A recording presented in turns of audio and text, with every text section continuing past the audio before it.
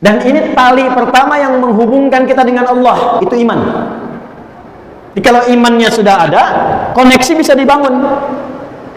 Anda kalau punya handphone nggak ada sinyal, nggak bisa connect, nggak bisa nyambung, nelpon nggak bisa, kirim pesan susah. Mesti ada koneksinya dulu. Buka koneksinya, baru nyambung. Hal yang mengoneksikan kita dengan Allah supaya dapat ala hudam mir rabbihim, dilindungi Allah, dipandu Allah, dibimbing Allah, dijaga Allah. Apa koneksi pertamanya? Iman. Tapi bukan iman biasa, iman yang terus ditingkatkan sampai mendapatkan satu tanda yang disebutkan dalam Al-Quran dan dikuatkan dalam hadis Nabi SAW. Sekarang cek tanda ini. Kalau sudah ada tanda ini dalam diri kita, berarti berbahagialah kita memiliki bagian pertama dari tanda kesuksesan dan kebahagiaan. Bawa ini, tinggal buka amalnya, apapun yang Anda kerjakan, jaminannya langsung dari Allah Subhanahu Wa Taala. Ini bukan motivasi ya, saya bukan motivator ya. Tapi ini langsung, jangan diragukan, langsung pesan dari Allah sang pencipta kita. Perhatikan, buka Quran surah ke-6 Al-An'am ayat 82. Ini tanda pertamanya. Orang sukses, orang bahagia di 3 alam, dunia, alam kubur sampai akhirat. Tanda pertamanya adalah orang yang mampu mengupgrade imannya sampai dia mendapatkan ciri-ciri berikut. Alladzina amanu wa lam yalbisu imanahum bizulmin ulaika lahumul amnu wa hum muhtadun. Ada ayatnya? Dan orang-orang yang beriman itu, yang imannya benar, dia jaga, dia tata, benar imannya. Perhatikan, ulaika lahumul amnu. Ciri pertamanya, orang yang terus meningkatkan iman, menjaga iman, kelihatan sekali orangnya tenang. Tuh. Secara pribadi tenang. Bahkan ketenangannya digambarkan oleh Nabi SAW dalam hadis yang diriwayatkan oleh Al-Imam Al-Bukhari, dan hadis ini ditempatkan di topik iman. Imam Al-Bukhari menulis kitab namanya Al-Jami' As-Sahih Al-Musnad Al-Mukhtasar min umuri Rasulullah sallallahu alaihi wasallam wa sunanihi wa ayyamihi. Disingkat Sahih Al-Bukhari. Ada 97 topik di dalamnya.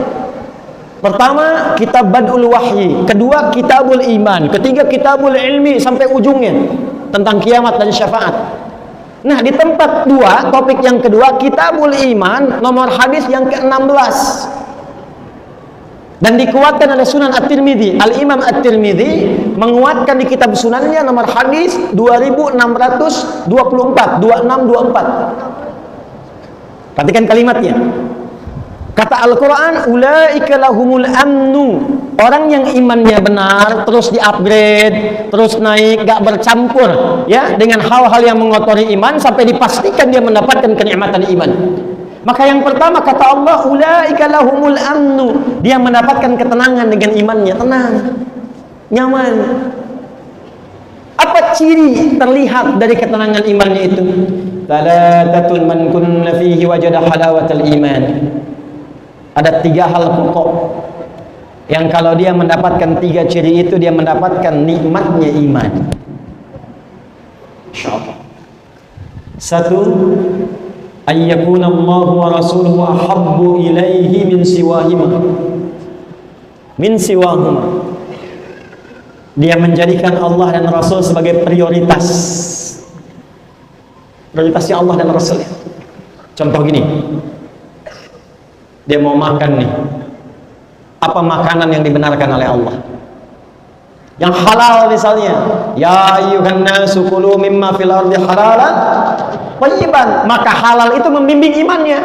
Karena itu ketika dia mencari yang thayyib, itu imannya disebutkan dulu. Quran surah kedua ayat 172. Ya ayyuhalladzina amanu kulu min thayyibati ma razaqnakum. Begitu dipanggil imannya, dia nggak mikir halal lagi karena imannya langsung membimbing dia pada yang halal. Di orang yang imannya itu sudah melekat pada dirinya, yang prioritas itu Allah dan Rasul dia. Mau makan, dia nggak pikir yang haram, langsung yang halal. Mana yang halal? Lalu begitu akan makan, Dia ingat, dia cari bagaimana Nabi mengajarkan cara makan. Idza quddimat ta'amu khudh biyadika biyaminika ma yali. Kalau makanan itu dihidangkan, ambil dengan tangan kananmu yang paling dekat denganmu. Samillah, sebut nama Allah, bismillahirrahmanirrahim, makan. Dia praktekkan. Dia mau jalan, dia lihat bagaimana Allah menyukai jalannya orang-orang yang dengan iman dia berjalan. Wa ibadur rahmanil ladzina yamshuna 'alal ardi hauna. Hamba Allah yang penyayang itu kalau jalan-jalannya bagus. Wa idza khatabahumul jahiluna qalu salama. Dia enggak ganggu orang. Dia naik motor, enggak usil sama orang. Dia naik mobil enggak merasa hebat. Dia jalan kaki enggak merasa tinggi. Dia hormati orang lain. Dia jaga lingkungan. Kalau ada yang mengejek, memprovokasi, dia mendoakan. Allah imannya. Iman menjadikan dia tenang. Tenang. Dan menariknya, orang-orang sekitarannya pun merasa tenang dengan hadirnya dia. Itu, pernah nggak merasakan? Pulang ke rumah, anak-anak nyaman dengan Anda, istri nyaman dengan Anda, di kantor orang nyaman dengan Anda, di kampus teman-teman sekuliahan nyaman dengan Anda. Terus upgrade diri sampai merasakan ketenangan itu dan menjadikan tuntunan Allah dan Rasul sebagai prioritas. Kedua apa? Ini yang paling menarik. Ternyata iman yang bagus ini nggak berdiri tunggal, sifatnya nggak personal, tapi bisa diwariskan pada orang sekitarannya. Yang kedua yang mendapatkan kenikmatan iman, kata Nabi Shallallahu Alaihi Wasallam, ketika dia mampu saling mencintai karena Allah. Masya Allah. Maaf ya, melihat orang lain itu bi'ainir rahmah. Ada orang lewat nggak nyapa, alhamdulillah, mungkin sedang buru-buru iman. Ada orang mencela, oh masya Allah, mungkin belum tahu iman. Hilang sendal, cari dulu.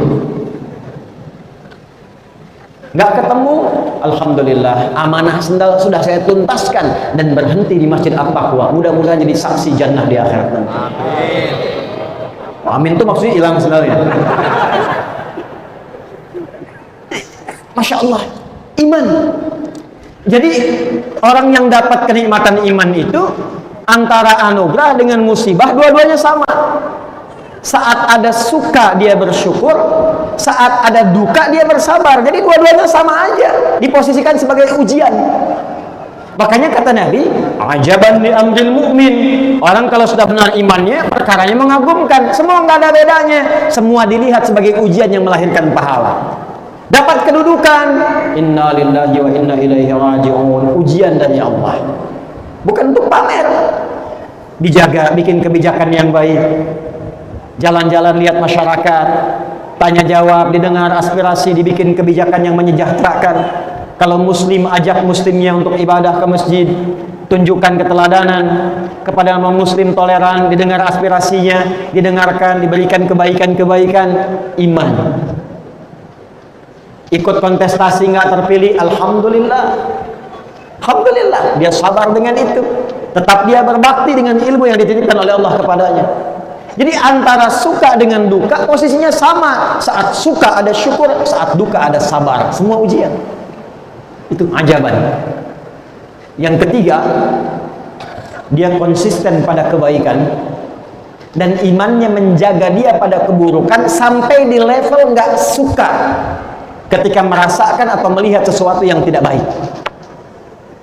Misal ada tayangan TV misalnya, tayangan nggak bagus, nggak sengaja terlihat, bukan cuma dipalingkan. Apa tayangan seperti ini nggak layak ditonton, ganti aja. Kalau semua channel begini, ganti channelnya sekalian. Iman. Jadi orang beriman itu semua yang keluar manfaat. Makanya ujung ayatnya Allah sampaikan, perhatikan kalimatnya, wahum muhtadun ulaika ala hudam mir rabbihim. Ala hudan itu kalau melekat kepada orangnya disebut muhtad, jamaknya muhtadun, orang yang ditunjuki oleh Allah. Nanti hasilnya apa? Semua bagian tubuhnya, ini bagian pertama, semua bagian tubuhnya dari ujung kepala sampai ujung kaki, ya, itu semuanya dibimbing oleh imannya supaya mengerjakan semua yang bermanfaat. Jadi kalau kita riset dari ujung kepala nih, contoh gini, mata nih ya, mata itu fungsinya melihat. Tapi kalau sudah sampai ke level ini, mengupgrade iman sehingga merasakan iman itu hadir dalam jiwa, bukan cuma getaran, tapi hadir dalam jiwa. Jadi ada level pemula, itu level getaran, dikonfirmasi oleh suara adzan. Dalilnya Quran surah 8 ayat yang kedua, innamal mu'minuna alladzina idza dzukirallahu wajilat qulubuhum. Orang yang punya iman itu cirinya diantaranya bisa diuji kalau diperdengarkan nama Allah, ada getaran konfirmasi di jiwanya. Karena itu 5 kali dalam sehari diperdengarkan nama Allah, didengar telinga kita. Telinga ini bahasa Arabnya udhun, jamaknya adzan. Adzan itu jamak dari kata udhun, artinya telinga. Maka diperdengarkan 5 kali dalam sehari setiap pergantian waktu. Kalimat pertamanya apa? Allah. Allahu Akbar, Allahu Akbar. Kedengaran, yang dengar telinga, tapi yang konfirmasi hati. Makanya di hati kecil kita mengatakan, membisikkan, cepat, sudah adzan. Pernah nggak merasakan itu? Nah, kalau nggak punya iman, nggak ada getaran itu. Allahu Akbar, Allahu Akbar. Suara apa nih kenceng banget? Kecilin. Nah, ya. Nggak usah marah. Artinya belum ada iman. Belum ada iman. Kalau mengaku beriman baru sampai mulut, belum sampai hati. Ada lagi dalilnya di Quran surah ke-49 ayat 14. Qalatil a'rabu amanna qul lam tu'minu walakin qulu aslamna walamma yadkhulul imanu fi qulubikum. Orang Arab Badui dulu berkata, ya Muhammad sallallahu alaihi wasallam, kami telah beriman. Kata Allah, ya Muhammad, katakan pada mereka, kalian belum beriman yang benar. Baru berislam, ucap syahadat cuman di lisan imannya, belum sampai ke hati. Makanya nggak ada konfirmasi. Jadi kalau Anda dengar azan Allahu Akbar, Allahu Akbar, ada yang protes, apaan sih ini? Anda nggak beriman? Saya beriman kok, tapi nggak gini juga misalnya kan? Ini berarti yang dimaksud Quran surah Al-Hujurat ayat 14. Doakan, bukan dicela, didoakan dan ditunjukkan kepada kebenaran. Anda kalau di bandara dengar suara ribut nggak protes? Kenapa ketika dengar azan Anda harus protes demikian? Di bandara kan tiap waktu, attention please, maklumat. Mohon perhatian. Setiap waktu tuh nggak ada yang protes, berisik enggak kan? Ya. Kenapa yang mendengarkan kita, mendekatkan kita kepada Allah, mengonfirmasi iman kita, katanya beriman. Kalau yang belum beriman jangan disoal, didoakan. Ini yang mengaku beriman menyoal. Itu yang patut digarisbawahi. Itu konfirmasi dasar. Nanti kalau sudah melekat menjadi yu'minun, orangnya mukmin, jamaknya mukminun, maka imannya bukan hanya jadi getaran, tapi jadi sinyal yang membimbing semua bagian tubuh. Maka ketika mata akan melihat, Allah memerintahkan pada imannya, bimbing matanya. Quran surah ke-24, surah Cahaya An-Nur ayat 30 untuk laki-laki, 31 untuk perempuan. Qul lil mu'minin, imannya dulu, yaghuddu min absarihim. Katakan pada pria-pria yang merasa sudah mukminin, punya iman, mengupgrade imannya, yaghuddu min absarihim, bimbing pandangannya, lihat yang baik. Yang tak baik menurut imannya palingkan. Makanya mata ini ketika melihat objeknya netral semua, apapun yang dilihat. Tapi yang membedakan nanti iman. Ini gambar gak bagus nih, kata imannya. Kalau akal itu cuma mencerna, akal itu cuma merumuskan. Iman itu memberikan nilai pada pencernaan akal. Diperintah akal, rumuskan itu nggak benar. Kalau nggak punya iman dianggap benar aja. Makanya saya kemarin di Amerika, saya nggak lihat ya, dengar cerita aja gitu. Ya. Yang aurat tampak gambar biasa, yang sana sini. Alhamdulillah Ustaz datangnya musim dingin. Kalau musim panas, di sini katanya terbuka semua. Dalam hati Ustaz emang lihat gitu. Ya. Tapi kita lihat ya, gambarannya apa? Itu dianggap biasa karena nggak ada iman. Menurut akalnya itu pakaian terhormat. Menurut akalnya itu biasa. Menurut iman itu nggak biasa, mengumbar syahwat. bisa memancing maksiat, bisa menjadikan perilaku yang tidak normal nantinya. Sedangkan manusia itu makhluk terhormat, diciptakannya itu dengan mulia. Quran surah 17 ayat 70, walaqad karramna bani Adam, kami telah muliakan, kata Allah, dengan keagunganku semua anak cucu Adam. Makanya Allah jaga supaya semua bagian tubuhnya mulia, dipakein pakaian supaya mulia, dibedakan dengan binatang, dijaga supaya lisannya tidak bertutur yang tidak mulia, dijaga supaya tangannya tidak bertindak yang tidak mulia, dijaga supaya pandangannya tidak menatap yang tidak mulia, dijaga untuk kemuliaan. Makanya muncul hukum haram. Haram itu seakar dengan kata hurmah, hormat. Kenapa muncul haram? Menjaga kehormatan supaya tidak hilang martabat kita di hadapan Allah Subhanahu wa taala. Sebab kalau sudah maksiat, kehormatannya runtuh. Coba diviralkan. Ini ada anggota dewan fulan, hobinya nonton film porno misalnya. Terus viral, kehormatan Anda runtuh. Ada orang mencela, ini ustadz senangnya mencela. Yang didapat bukan ilmunya, aibnya yang menyebar, kehormatan Anda runtuh. Makanya turun iman membimbing tubuh kita, menjaga kita menjadi terhormat, dan muncul hukum haram bukan ingin menyulitkan, tapi menjaga kehormatan. Kullil mu'minin, katakan bagi yang punya iman, yaghuddu min absarihim ghaddul basar. Imannya yang membimbing nanti. Ini nggak bagus, palingkan. Ini mengundang syahwat, jangan pertahankan, alihkan. Ini merusak pikiran, jauhkan. Saya punya kawan, dia sekarang kuliah di Kanada. Teman sekamar saya di pesantren.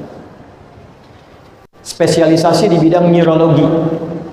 Jadi kajiannya itu mengkaji saraf yang menyambungkan ke otak. Di antara risetnya tentang gambar-gambar pornografi.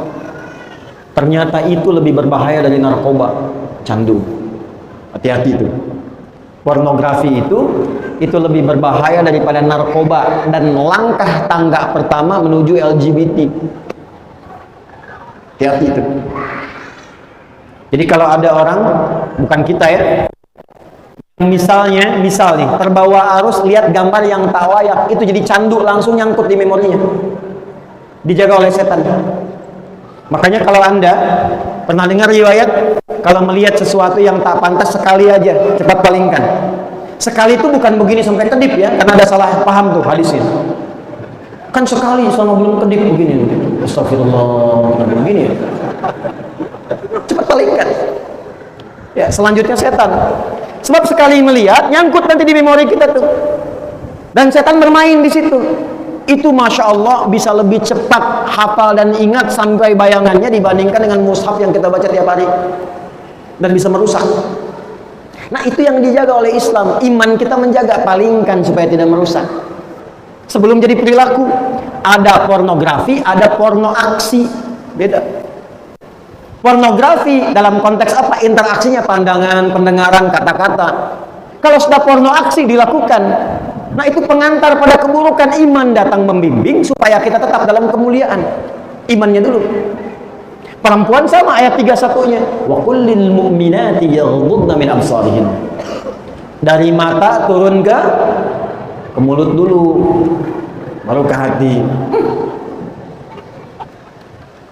Dari mata turun ke lisan. Lisan iman dulu, baru lisannya. Quran surah 49 ayat 11 sampai 12. Ya ayyuhalladzina amanu la yasraqu min qaum la yaghtab ba'dukum ba'dha. Hai orang-orang yang telah punya iman, imannya dulu. Pasti kata Allah, iman itu akan menjaga lisanmu dari sifat saling mencela. Aku berikan lisan bukan untuk mencela merendahkan orang lain. Aku jadikan lisan untuk berkata yang mulia, yang baik-baik. Tak mampu diam, maka muncul hadis Nabi. Man kana yu'min, pakai yu'min, iman yang diupgrade. Man kana yu'minu billahi wal yaumil akhir falyaqul khaira aw liyasmut. Siapa yang mau mengupgrade iman, merasa beriman pada Allah dan merasa akan dihisab di hari kiamat kelak, falyaqul khaira, katakan yang baik-baik, aw liyasmut, kalau enggak mampu diam. Iman. Sekarang saya tanya tuh. Maaf ya. Maaf, dari tubuh kita aja nih, udah nyampe belum ke derajat ini?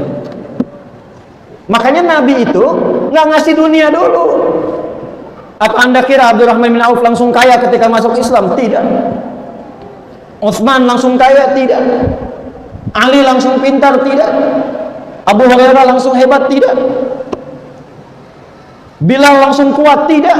Yang ditata itu hatinya dulu, karakternya dulu, karakter moralnya dulu, pribadinya dulu. Lewat iman ini, pendidikan iman. Makanya mereka menjadi tangguh. Dan iman itu dipertahankannya luar biasa. Bilal diseret, diikat dalam batu besar, di tempat yang terbentang luas. Ya, di lapangan, diikat di atas batu, yang batunya dipanasin dulu, musim panas loh. Nggak seperti panas di sini, masih ada uapnya. Uap kering. Kalau pernah ke Mekah musim panas, terasa tuh panasnya. Lihat gunung-gunung di Sahara itu. Dipanasin batunya, ditarik, diikat di atas batu, dicambuk. Irtad, murtad kamu, keluar dari iman. Irtad. Apa jawabannya? Enteng aja. Ahad, irtad, ahad, irtad, ahad. Gimana tuh bisa pertahankan itu? Makanya sahabat sebelum sukses, sebelum bahagia, menyukseskan dirinya dulu dengan imannya. Mereka menjadi pribadi yang sangat tangguh. Abdurrahman bin Auf itu menukar dunianya untuk imannya. Kata orang-orang Quraisy, kalau kamu beriman pada Muhammad, ingin ikut hijrah, kami ambil semua hartamu. Silahkan ikut ke Madinah sana, ke Yathrib sana. Cuman bawa pakaian aja, jalan kaki. Dipertahankan, nggak apa-apa, saya berangkat. Iman. Sehingga yang terjadi apa? Kalau punya kedudukan jujur, disiplin, sabar, baik. Kalau punya harta dermawan, kalau punya ilmu, luas ilmunya, berbagi dalam kebaikan, ikhlas menyampaikannya. Itu yang dibutuhkan tuh itu sekarang. Nah sekarang jangan jauh-jauh dulu. Anda pengen kaya, menata harta, menata diri aja belum sanggup, pengen kaya. Alih-alih maslahat, jadi maksiat nantinya. Belum sanggup menata diri, begitu diberikan harta, datangnya ke tempat maksiat, dipakai maksiat, kumpulnya dengan orang-orang perbuat maksiat, dikerjakan di tempat yang tidak disukai oleh Allah dan Rasulnya. Makanya sebelum sampai dapat amanah harta, kedudukan, ilmu, apa yang dilakukan? Perbaiki diri dulu, supaya memandangnya yang baik, mendengarnya yang baik, berucap yang baik, berjalan ke tempat yang baik. Begitu dititipkan kedudukan, andanya sudah baik, maka kedudukan itu ditempatkan pada tempat yang baik. Ya, jadi kadang-kadang kalau Anda bekerja belum dapat sesuatu, jangan langsung disimpulkan. Jangan langsung disimpulkan. Boleh jadi Allah menginginkan kita baik dulu, lalu semua hasil ikhtiar kita akan dirapel semuanya, diberikan dalam akumulasi bentuk yang lebih besar. Kadang-kadang kita nggak sadar. Usaha sebulan nih, nggak dapat nih. Tapi begitu di hari yang ke-30, dapatnya lebih banyak dari biasanya. Itu bukan dapat lebih banyak, itu akumulasi keringat Anda selama 29 hari. Tiba-tiba Anda nggak nyari, teman datang nawarin proyek. Itu ikhtiar Anda selama 29 hari. Tapi selama 29 hari itu Anda dididik oleh Allah bersabar, dididik tawakal, dididik yakin, dididik dekat dengan Allah, dididik husnudzan. Itu yang mahal sekali teman-teman. Makanya di Eropa, di Amerika, di Jepang, Asia-Asia yang maju, itu mereka sampai bikin divisi khusus meningkatkan karakter ini. Kajian, dikaji, bikin pelatihan, dikirim untuk berlatih ini aja. Kita dapat ayatnya langsung dari Allah, kurikulumnya dikirimkan lewat Rasulullah, kurang apa lagi. Makanya aneh kalau ada orang beriman gak baik, itu aneh, gak mungkin itu. Makanya Masya Allah, punya suami beriman baik, istri beriman baik, teman beriman baik. Ini bagian pertamanya. Jadi kalau ingin mengecek apakah sudah sampai pada derajat yu'minun, jangan tunjuk orang lain, tunjuk diri pribadi dulu. Sudah belum merubah diri kita menjadi lebih baik, ujung kepala sampai ujung kaki.